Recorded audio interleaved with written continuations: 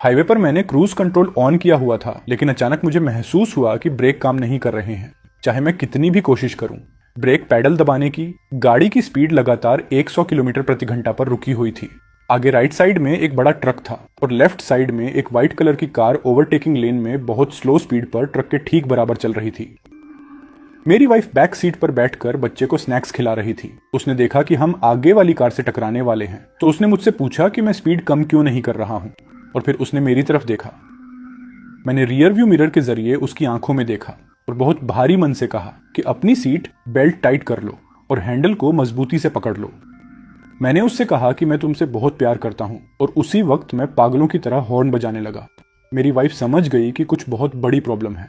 आगे वाली कार अभी भी बहुत स्लो चल रही थी। उसकी स्पीड शायद सिर्फ 70 के आसपास होगी।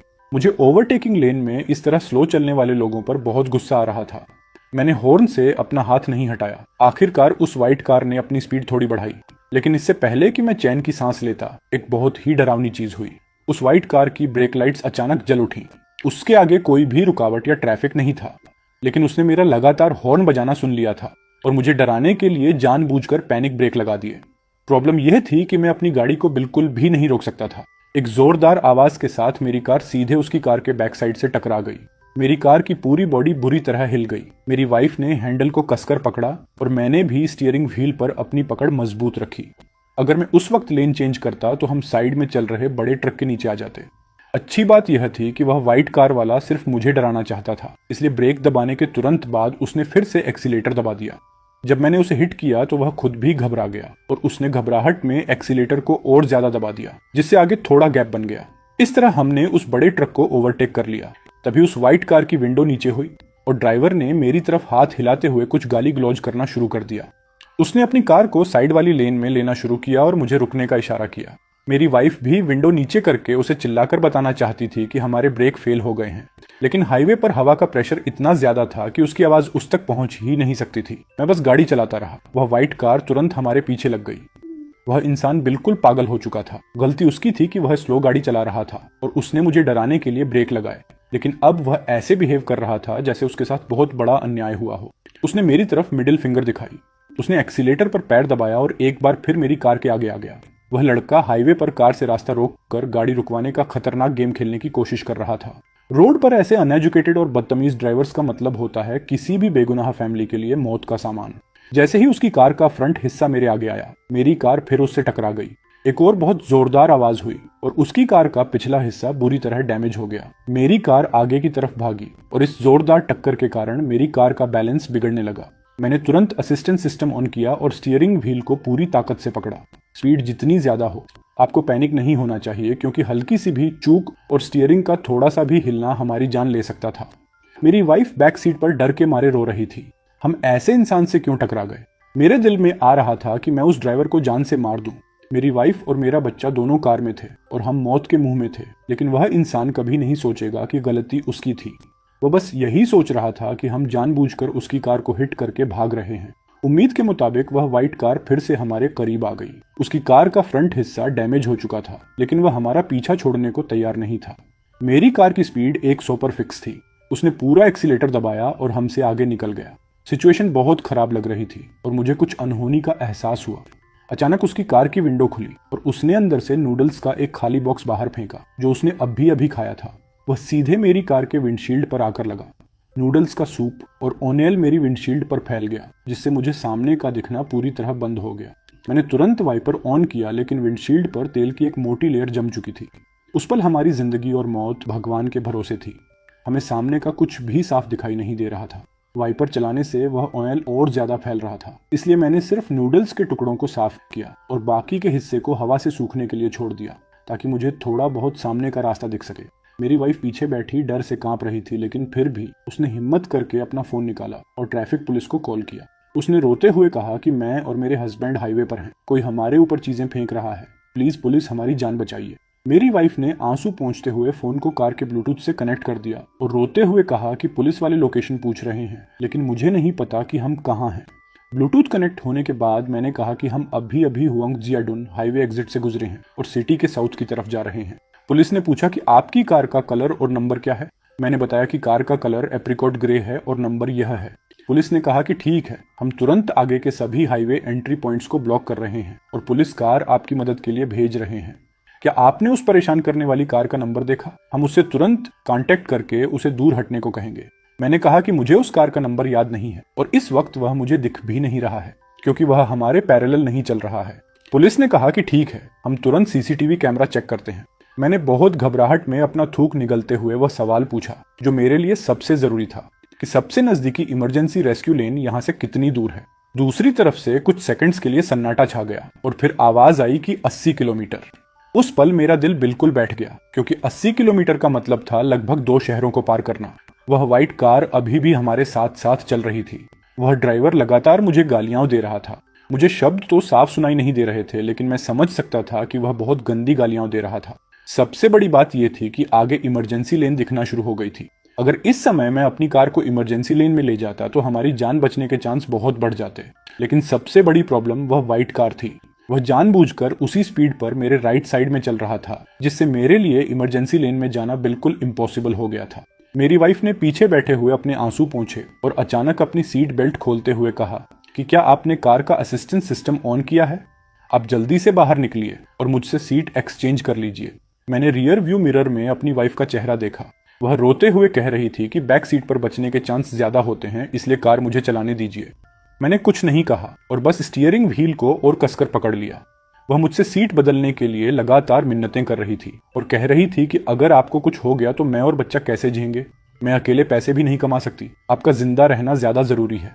मैंने पीछे मुड़कर अपनी बेटी को देखा जो अभी ठीक से बोलना भी नहीं जानती थी और इस बात से बिल्कुल अनजान थी कि हम कितनी बड़ी मुसीबत में हैं। वह हाथ में एक छोटा बिस्कुट लिए खुशी से हाथ हिला रही थी। मैंने जबरदस्ती मुस्कुराते हुए अपनी बेटी से कहा कि मेरी प्यारी बच्ची, एक बार पापा बोलो। उसने आज तक कभी मुझे पापा नहीं कहा था। अगर आज मुझे यहाँ मरना ही है तो कम से कम मैं एक बार उसके मुंह से पापा शब्द सुनना चाहता था। वह बच्ची मुझे देखकर मुस्कुराई और हाथ का बिस्कुट हिलाते हुए मुझे पापा बोलने की जगह कुछ और ही बोलने लगी। मेरी वाइफ ने मेरा शर्ट खींचते हुए कहा कि आप सीट चेंज क्यों नहीं कर रहे हैं?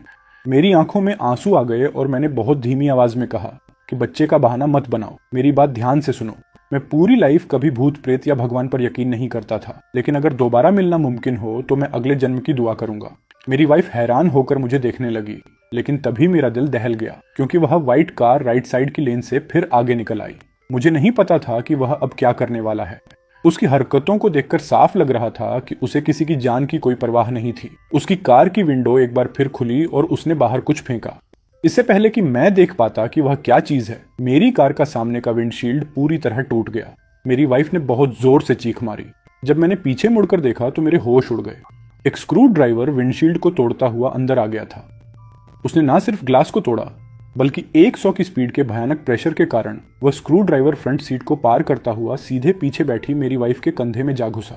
मैंने पीछे मुड़कर देखा कि मेरी वाइफ उस स्क्रू ड्राइवर के कारण सीट से चिपकी हुई थी। उसने अपना कंधा पकड़ा हुआ था और वहां से बहुत तेजी से खून बह रहा था।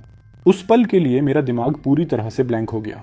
मेरे दिमाग में बार बार बस एक ही थॉट आ रहा था।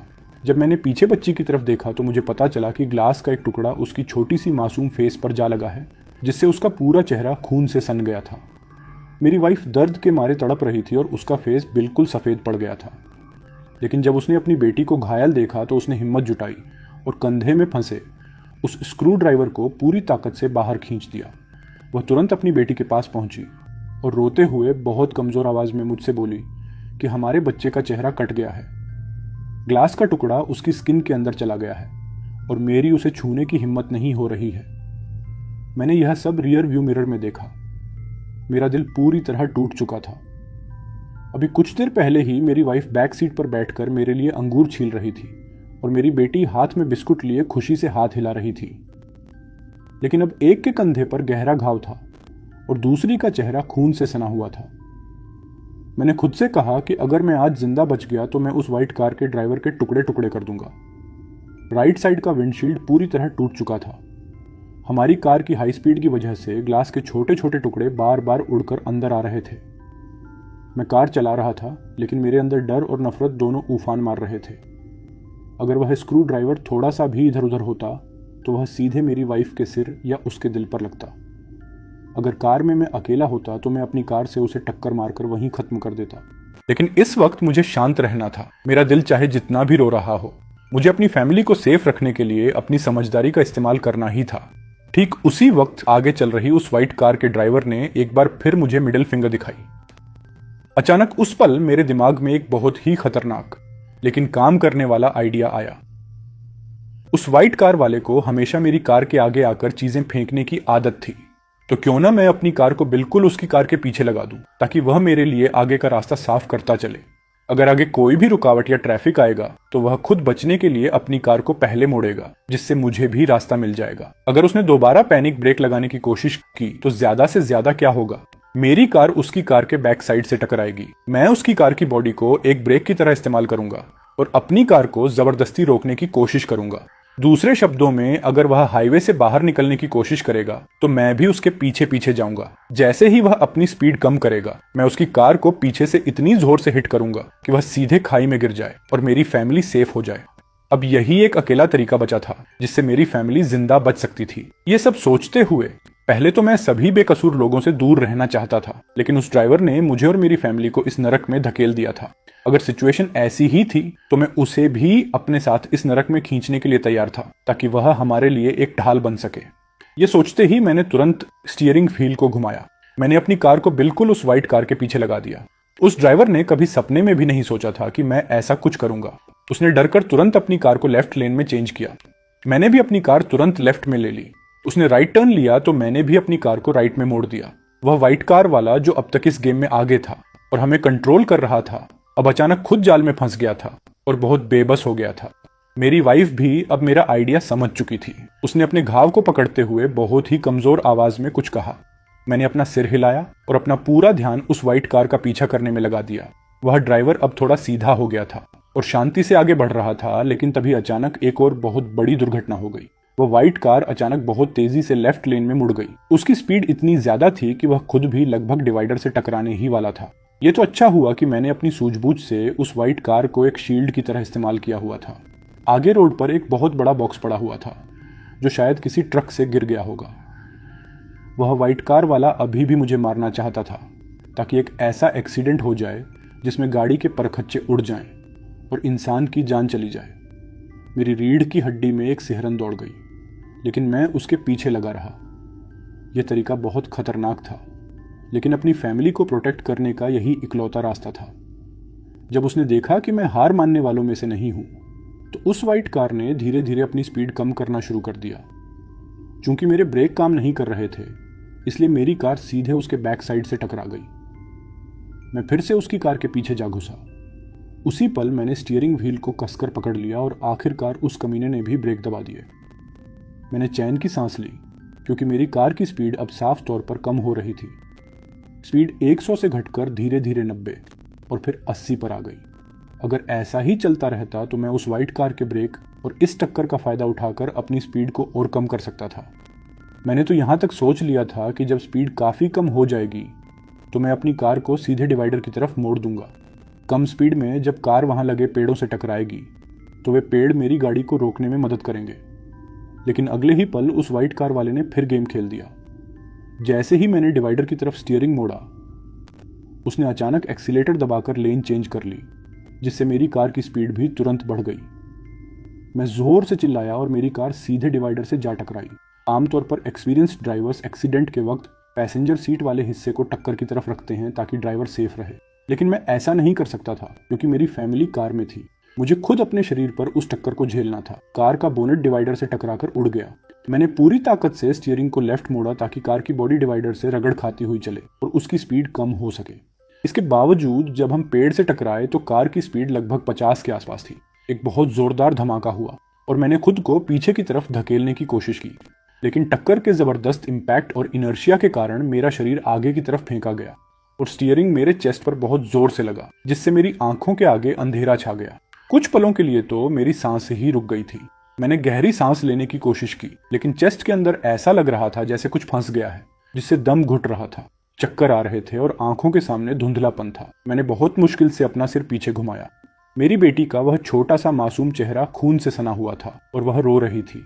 सीट बेल्ट बंधी हुई थी, लेकिन वह टक्कर इतनी भयानक थी कि मेरी कार पूरी तरह डैमेज हो चुकी थी और मैं अंदर फंस गया था। सबसे बड़ी बात यह थी कि वह व्हाइट कार भी आगे जाकर रुक गई थी। उस कार का ड्राइवर नीचे उतरा और रेलिंग पार करके हमारी तरफ आने लगा। वह हमें बचाने के लिए तुरंत आगे नहीं आया, बल्कि उसने अपना फोन निकाला और हमारा वीडियो बनाने लगा। वह कार की विंडो के पास आया, अपना कैमरा मेरी तरफ पॉइंट किया और बोला कि देखो, यही वह बेवकूफ है जो हाईवे पर बदतमीजी से गाड़ी चला रहा था। मेरी कार को पीछे से हिट किया और फिर भागने की कोशिश कर रहा था। अब मैंने इसे मजा चखा दिया है। सच में उसकी नजरों में मैं ही विलन था। मैंने अपनी विंडो नीचे की, लेकिन इससे पहले कि मैं कुछ बोल पाता, उसने मेरे बाल पकड़े और मेरे चेहरे पर एक जोरदार थप्पड़ जड़ दिया। वह चिल्लाया कि हॉर्न बजाता है, एक्सीडेंट करके भागता है, आज तेरा पाला मुझसे पड़ा है।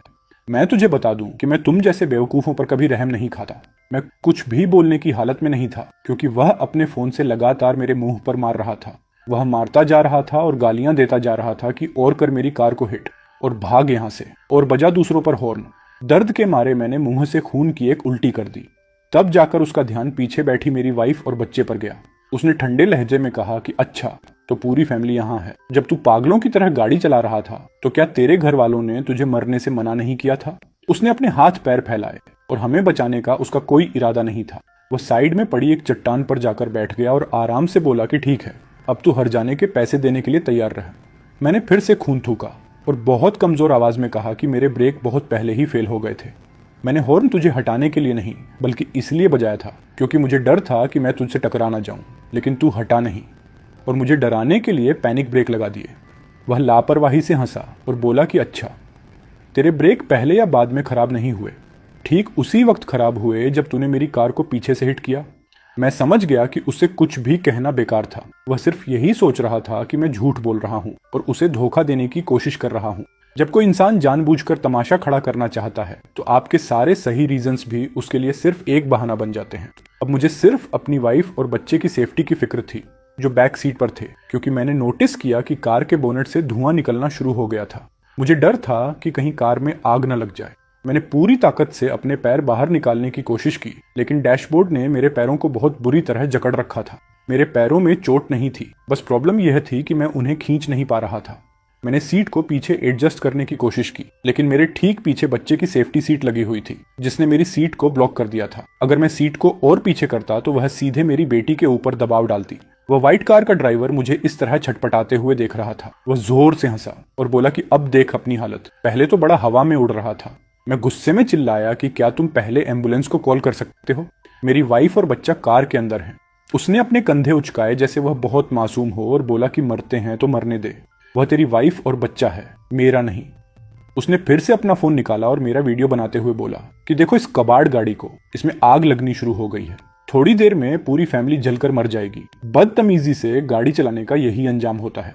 मेरा गुस्सा और डर सातवें आसमान पर था। अगर ऐसा ही चलता रहा तो मेरी फैमिली सच में यहीं जिंदा जल जाएगी। ठीक उसी वक्त मेरी वाइफ के शरीर में कुछ मूवमेंट हुई। उसने होश खोते हुए मेरी तरफ देखा और बहुत कमजोर आवाज में मुझे पुकारा।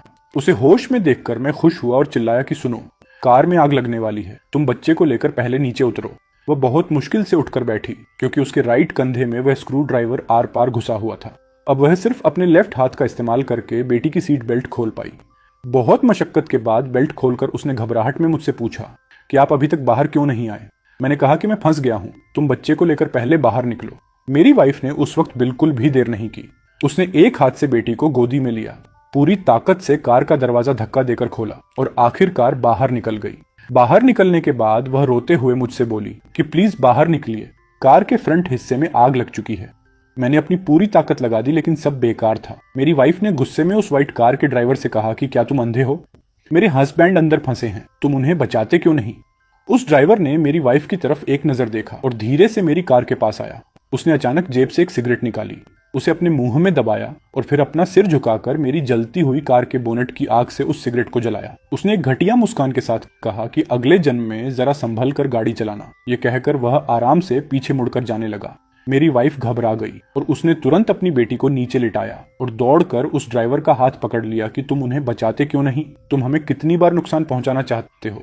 उस व्हाइट कार के ड्राइवर ने अचानक मेरी वाइफ के चेहरे पर एक बहुत जोरदार थप्पड़ मारा। मेरी वाइफ जमीन पर गिर पड़ी। उस ड्राइवर ने उसकी तरफ उंगली उठाई और गालियां देते हुए बोला कि तुम जैसे लोग रूल्स फॉलो नहीं करते। तुम्हारी पूरी फैमिली रोड पर चलने वाले दूसरों के लिए एक मुसीबत है। आज अगर मैं इसे बचा भी लूं तो न जाने कितने और लोगों को इसकी इस लापरवाही की कीमत चुकानी पड़ेगी। मेरी वाइफ ने अपना चेहरा पकड़ा और फूट फूट कर रोने लगी कि हमारे ब्रेक सच में फेल हो गए थे, तुमने जानबूझकर आगे आकर ब्रेक लगाए थे। उस ड्राइवर ने अकड़कर कहा कि तुम्हारे ब्रेक खराब नहीं हुए हैं, बल्कि तुम लोगों का इंसानियत का तरीका ही खराब है। अपनी वाइफ को इस तरह पिटते देखकर मेरे अंदर नफरत की आग भड़क उठी। उस वक्त मेरी वाइफ फिर से मुझे बचाने के लिए कार की तरफ दौड़ने लगी। मैंने घबराकर कहा कि मेरी फिक्र मत करो, तुम पहले बच्चे को संभालो। अब चूंकि बेटी कार में नहीं थी, मुझे इस बात का डर नहीं था कि सीट पीछे करने से उसे चोट लगेगी। मैंने अपनी पूरी ताकत से सीट को पीछे की तरफ धक्का दिया। बच्चे की सेफ्टी सीट और मेरी ड्राइवर सीट आपस में टकराकर टूट गई, जिससे मेरे पैरों को निकलने के लिए थोड़ी जगह मिल गई। वह व्हाइट कार का ड्राइवर अभी भी शांत नहीं हुआ था। उसने अचानक अपना पैर उठाया और जमीन पर गिरी मेरी वाइफ के फेस पर एक जोरदार लात मारी। वह चिल्लाया कि अगर तुम लोगों ने पहले पागलों की तरह हॉर्न न बजाया होता तो आज यह नौबत ही नहीं आती। मुझे सबसे ज्यादा नफरत उन लोगों से है जो लगातार हॉर्न बजाते हैं।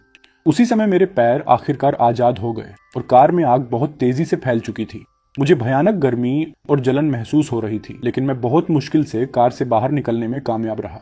उस व्हाइट कार के ड्राइवर ने मुझे इस तरह जख्मी हालत में देखा तो वह ठहाके मारकर हंसा कि मुझे तो हंसी आ रही है तुझ पर। ओ जानवर, अब आगे से कभी ऐसी गाड़ी चलाएगा? मैं हाँफते हुए उसकी तरफ बढ़ा। वह बड़े घमंड से बोला कि तुझे एक बात बता दूं, थोड़ी देर में पुलिस आने वाली है। तेरे ऊपर एक्सीडेंट करके भागने का केस दर्ज होगा। अब तू जेल जाने के लिए तैयार हो जा, मैं पुलिस को सब सच बता दूंगा। मैंने उसकी बातों पर बिल्कुल ध्यान नहीं दिया और नीचे बैठकर अपनी बेटी की हालत चेक करने लगा। मेरी बेटी की आंखों में आंसू थे और चेहरा खून से सना था, लेकिन उस वक्त वह रो नहीं रही थी। मुझे पास आते देखकर उसने अचानक अपने दोनों छोटे हाथ मेरी तरफ बढ़ा दिए, जैसे वह मुझसे गले मिलना चाहती हो और दिलासा चाहती हो। ये नज़ारा मेरे लिए उसके रोने की आवाज से भी ज्यादा दर्दनाक था। ठीक उसी वक्त वहां से गुजर रही एक और कार हमारे पास आकर रुकी। उस ड्राइवर ने हमसे पूछा कि क्या सब ठीक है, क्या किसी मदद की जरूरत है। मैंने बहुत एहसानमंद होकर कहा कि प्लीज भाई, मेरी वाइफ और बच्चे को तुरंत हॉस्पिटल पहुंचा दो। उस दूसरे ड्राइवर ने बिना देर किए कहा कि कोई प्रॉब्लम नहीं है, आप इन्हें ले जाइए। लेकिन वह व्हाइट कार का ड्राइवर अभी भी मुझे गालियां दे रहा था और उस दूसरे ड्राइवर से बोला कि अरे भाई, इसकी मदद मत करो, यह पूरी फैमिली बदतमीज है। अगर तुमने इन्हें हॉस्पिटल पहुंचाया तो ये वहां से भाग जाएंगे। मैंने ठंडे लहजे में कहा कि मैं इस गाड़ी में नहीं जा रहा हूं, मैं यहीं रुक रहा हूं। मैंने खुद से वादा किया था कि अगर मैं जिंदा बच गया तो मैं इस जानवर की खाल उधेड़ दूंगा, लेकिन मैं एक प्रैक्टिकल इंसान हूं। मैं अपनी वाइफ और बच्चे के सामने कोई तमाशा या लड़ाई झगड़ा नहीं करना चाहता था। वह बाद में आने वाला ड्राइवर एक बहुत अच्छा इंसान था। उसने मेरी वाइफ और बच्चे को अपनी कार में बिठाया। मैंने उसे दिल से थैंक यू कहा और रिक्वेस्ट की कि इन्हें पास के सबसे नजदीकी हॉस्पिटल ले जाए। मेरी वाइफ ने कार की विंडो नीचे की और घबराकर मुझसे कुछ कहा। मैंने बहुत प्यार से कहा कि मैं यहाँ सब कुछ सॉर्ट आउट करके आता हूँ, तुम फिक्र मत करो। मेरी वाइफ ने रोते हुए अपना सिर हिलाया। मैंने मुस्कुराकर उसे देखा। पहले जब भी कोई बात होती थी, मेरी वाइफ हमेशा मुझे शांत रहने की सलाह देती थी, लेकिन आज उसने मुझे एक ऐसा ऑर्डर दिया जो उसने अपनी पूरी लाइफ में कभी नहीं दिया था। मैंने उसके सिर पर हाथ रखा और प्यार से कहा कि ठीक है। उनकी कार वहां से निकल गई और मैं उस कार को दूर जाते हुए देखता रहा। फिर मैंने पीछे मुड़कर उस व्हाइट कार के ड्राइवर की तरफ देखा। वह अभी भी अपने फोन से मेरा वीडियो बना रहा था और कैमरे में बोल रहा था कि सुना तुम सबने, ये अभी भी मुझे मारने की धमकी दे रहा है। इसे अब तक समझ नहीं आया कि गलती इसकी है। ये मुझे डराने के लिए वायलेंस का इस्तेमाल करना चाहता है। मुझे समझ नहीं आता कि आज के इस टाइम में लोगों को क्या बीमारी है कि कुछ भी हो जाए तुरंत फोन निकालकर वीडियो बनाने लगते हैं। क्या उन्हें लगता है कि जिसके हाथ में फोन है वही सच बोल रहा है? मैं उस व्हाइट कार के ड्राइवर की तरफ बढ़ने लगा। वह एक घटिया मुस्कान के साथ मुझसे बोला कि मुझे छूकर तो देख, मैं तुझे बता रहा हूं, अगर तूने मुझे हाथ भी लगाया तो मैं यहीं जमीन पर लेट जाऊंगा और पुलिस केस कर दूंगा। मैंने उससे पूछा कि तुम हाईवे पर ओवरटेकिंग लेन में 70 की स्पीड पर गाड़ी क्यों चला रहे थे? उसने इरिटेट होकर कहा कि क्या यह तेरे बाप का रास्ता है? इस वक्त तूने मेरी कार को पीछे से हिट किया है और भागने की कोशिश की है। वैसे भी मैं अपनी कार बदलकर मर्सिडीज लेना चाहता था, तो जल्दी से मुझ पर हाथ उठा। अब ज्यादा बकवास मत कर। मैंने अपना फोन निकालकर उसकी तरफ फेंका। वह बोला कि यह क्या है, क्या अब फोन से मुझे मारेगा? मैंने कहा कि इस फोन में मेरी और पुलिस की कॉल रिकॉर्डिंग ऑन है। जिस वक्त हमारी पहली टक्कर हुई थी, मेरे ब्रेक उसी वक्त फेल हो चुके थे। मैंने पुलिस से मदद मांगी थी। उस व्हाइट कार के ड्राइवर ने जैसे ही मेरे फोन की स्क्रीन देखी, उसका चेहरा तुरंत पीला पड़ गया। मैंने कहा कि मैंने एक्सीडेंट करके भागने की कोशिश नहीं की है। इसके अपोजिट तुमने रोड पर लगातार मेरी कार से रेस लगाई, जानबूझकर पैनिक ब्रेक लगाए और हमारी कार पर चीजें फेंकी। तुम अच्छी तरह जानते थे कि इसके कितने गंभीर परिणाम हो सकते हैं। ये सीधे सीधे डेंजरस ड्राइविंग और जानबूझकर चोट पहुंचाने का क्रिमिनल केस है। क्या तुम जानते हो, तुम्हें इसके लिए जेल जाना पड़ेगा। वह यकीन नहीं कर पा रहा था और उसने मेरा फोन अपने हाथ में लेकर बहुत हैरान होकर देखा। मैं उसके ठीक सामने जाकर खड़ा हो गया। मैंने उसकी आंखों में आंखें डालकर देखा तो उसने घबराकर अपना थूक निगला और बोला कि भाई शायद कोई गलत फहमी हुई है। उस वक्त मेरी कार के ब्रेक में भी थोड़ी प्रॉब्लम थी। मैंने अपना सिर हिलाया और कहा कि तुम अपनी गलती पर शर्मिंदा नहीं हो, बल्कि तुम सिर्फ इसलिए डर रहे हो क्योंकि तुम्हारी लाइफ अब बर्बाद होने वाली है। उसी पल उसका चेहरा पूरी तरह बदल गया। डर के मारे उसके हाथ से सिगरेट छूटकर गिर गई और वह तुरंत पीछे मुड़कर भागने लगा। लेकिन वह रेलिंग के अंदर झाड़ियों और पेड़ों वाला हिस्सा था। भला वह वहां कितनी तेजी से भाग पाता। वह लड़खड़ाया और लगभग गिरने ही वाला था, लेकिन तब तक मैं उसके पीछे पहुंच गया और मैंने उसके बाल पकड़कर उसे खींच लिया। मैंने ठंडे लहजे में कहा कि तुमने ड्राइविंग लाइसेंस तो ले लिया ना। लगातार हॉर्न बजाने का मतलब सिर्फ बदतमीजी नहीं होता, उसका एक और मतलब भी होता है। हॉर्न का इस्तेमाल दूसरों को वार्न करने के लिए किया जाता है, और आज मैं तेरे इस कान को हमेशा के लिए ठीक कर दूंगा। अगर तुझे हॉर्न की आवाज सुनना इतना ही नापसंद है तो बेहतर होगा कि तेरे पास कान ही न रहे। मैंने उसका सिर जमीन पर दबा दिया। वह पागलों की तरह खुद को छुड़ाने की कोशिश करने लगा। ये कहते ही मैंने उसका सिर पकड़ा और कार की विंडो पर बहुत जोर से दे मारा। आखिरकार वह बिल्कुल कमजोर पड़ गया, जमीन पर घुटनों के बल बैठ गया और मुझसे भीख मांगने लगा कि मुझसे गलती हो गई, प्लीज मुझे माफ कर दो। ठीक उसी समय मुझे दूर से पुलिस के सायरन की आवाज सुनाई दी। मैं नीचे बैठा, उसकी गिरी हुई सिगरेट उठाई और उसे जला लिया। मैं उन झाड़ियों के बीच एक पेड़ के तने से टेक लगाकर बैठ गया और पुलिस की गाड़ियों की आवाज को करीब आते सुनता रहा। तभी मेरे फोन की रिंगटोन बजी। मैंने फोन उठाया तो दूसरी तरफ मेरी वाइफ की आवाज थी। उसने कहा कि हस्बैंड, हम हॉस्पिटल पहुंच गए हैं। मैंने बहुत राहत की सांस ली और धीमी आवाज में पूछा कि क्या तुम और बच्चा दोनों ठीक हो। उसने कहा कि 1 सेकंड रुको, मैं तुम्हें कुछ सुनाती हूँ। फोन के दूसरी तरफ थोड़ा शोर था। मैंने सुना कि मेरी वाइफ हमारी बेटी को एनकरेज कर रही थी कि बेटा एक बार फिर से बोलो, जैसे अब भी बोला था, बिल्कुल वैसे ही एक बार फिर बोलो। तभी मुझे फोन में से एक बहुत ही प्यारी और मासूम सी आवाज सुनाई दी। उसने बहुत धीरे से कहा, पापा। उस पल मेरी आंखों में आंसू आ गए और मेरे सब्र का बांध टूट गया। सच तो यह है कि मैं काफी देर से रोना चाहता था। मैं बहुत डरा हुआ था, बहुत पैनिक था, लेकिन मैंने अपनी पूरी फीलिंग्स को दबा कर रखा था और खुद को संभाल रहा था। लेकिन उस पल मैं खुद को और नहीं रोक पाया और जमीन पर बैठकर फूट फूट कर रोने लगा। वह आवाज बहुत ही मासूम थी। उसने बहुत ही हिचकिचाते हुए पुकारा था, लेकिन आखिरकार मैंने अपनी बेटी के मुंह से पापा शब्द सुन लिया था। मेरी वाइफ ने पूछा कि क्या पुलिस आ गई है, क्या तुम्हें जेल जाना पड़ सकता है, और क्या तुमने उस ड्राइवर को मारा। मैंने कहा हाँ। तुम फिक्र मत करो, यह कहकर मैंने फोन काट दिया। आखिरकार पुलिस वहां पहुंच गई। पुलिस की गाड़ियां हमारे पास आकर रुकी।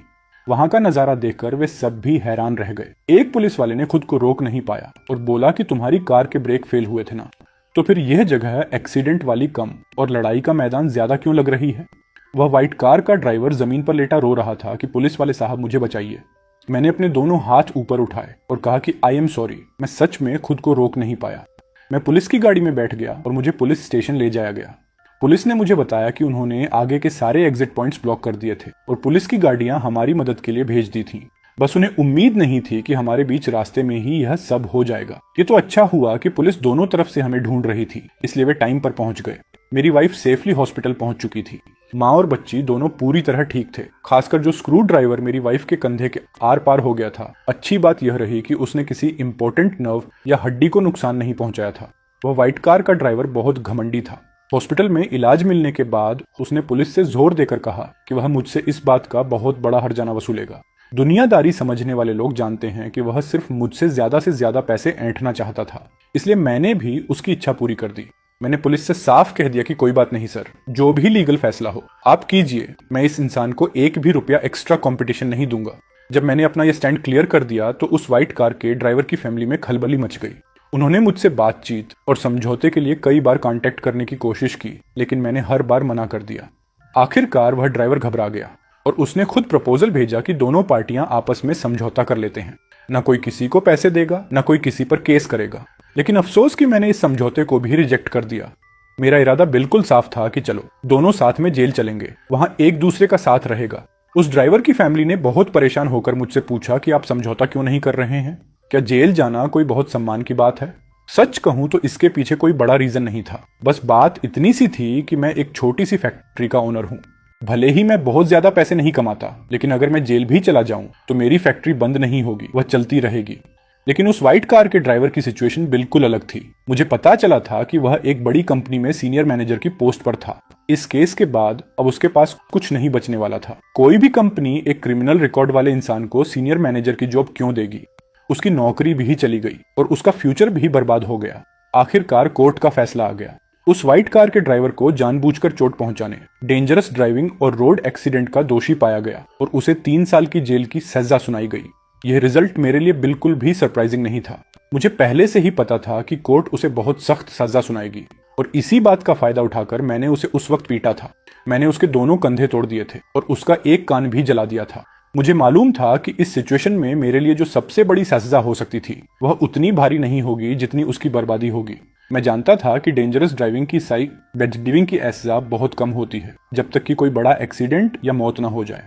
अगर ऐसा ना हो तो ड्राइवर की हरकत चाहे जितनी भी घटिया हो, उसे सिर्फ कुछ समय के लिए कस्टडी में रखा जाता है।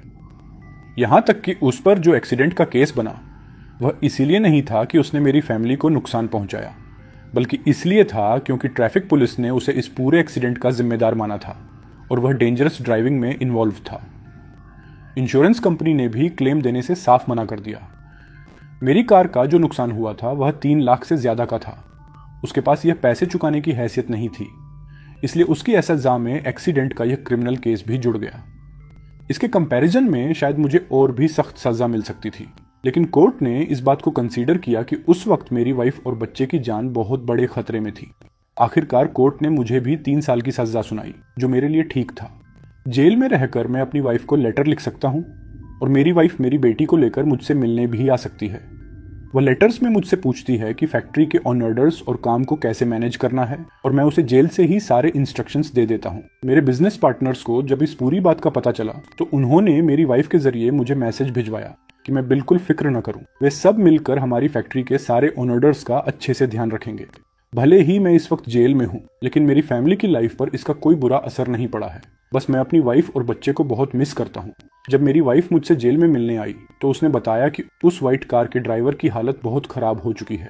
उसकी कंपनी ने उसे बिना किसी कंपटीशन या सैलरी के तुरंत नौकरी से निकाल दिया है। बैंक का लोन न चुका पाने के कारण उनका घर भी बिक चुका है और वह एक ही झटके में सड़क पर आ गया है। चूंकि कोर्ट ने उसे पूरे एक्सीडेंट का दोषी माना था, इसलिए उसकी फैमिली पूरी तरह बर्बाद हो चुकी है। वैसे भी हाईवे की रेलिंग के नुकसान की भरपाई करना कोई छोटी रकम नहीं होती। सुनने में आया है, को कहना है कि अब उसकी वाइफ और बच्चे भी उसे छोड़कर चले गए हैं और वह बिल्कुल अकेला रह गया है। उसके पास अब कुछ नहीं बचा है सिवाय एक बहुत बड़े कर्ज के। ये सब सुनने के बाद मैं बस मुस्कुराया। मैंने अपनी वाइफ से कहा कि तुम जेल में मेरे अच्छे बिहेवियर और जल्दी बाहर आने का वेट करना, मेरा इंतजार करना।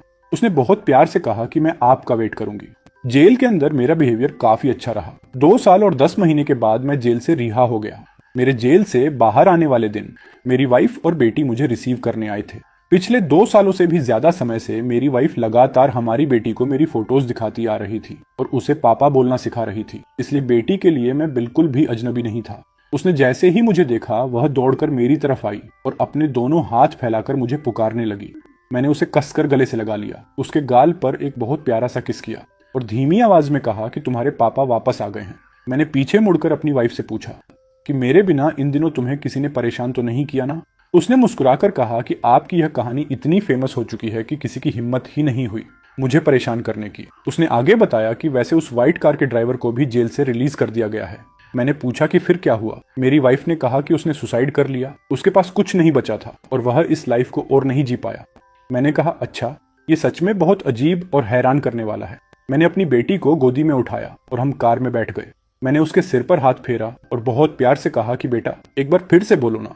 मेरी बेटी ने मेरी गोदी में बैठकर बहुत ही स्वीट आवाज में मुझे पुकारा, पापा। मैंने कहा कि कितनी प्यारी बच्ची है। हाँ,